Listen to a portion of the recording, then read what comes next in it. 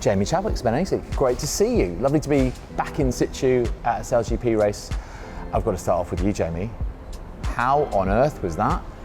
Honestly, I really can't put it into words. Nothing really compares to that. I mean, it started quite early with me being held underwater for some sort of training, How did she get on, Ben? What sort of, just as someone who's a non-sailor, just give us an idea of how difficult it is to just suddenly get to grips with being on one of these F50 catamarans. Well, it's really hard, and actually the wind when we first went out was a lot stronger than was forecast and we expected.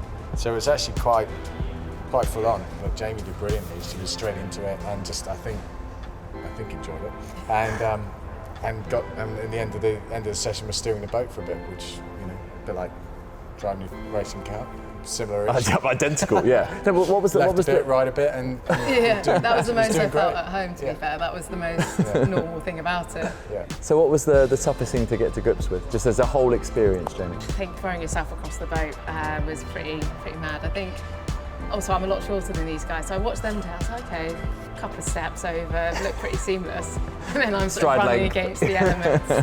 I've never sailed before, so I've definitely cheated the system going straight in at this level. But yeah, I think everything else is going to seem a bit dull. I know. After that, I'd say it's probably the most out of my comfort zone I've been in terms of a new experience. So I think just full trust in the guys, and fortunately they couldn't have been a better group of people to experience that with. So mark out of 10, Ben, then. Because if a rookie, non-sailor, thrown in at the deep end, quite literally, and held under the water at times as well, what are we saying for Jamie Chadwick? Definitely a 10.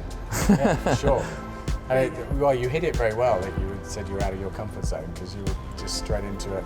I'm used to being strapped in, fully, secure in our little cockpits. Right, yeah. Whereas here, you're so much more exposed. It's quite a different feeling. The 6th member of the crew is now, by default, female, will be competing as such here in Cadiz.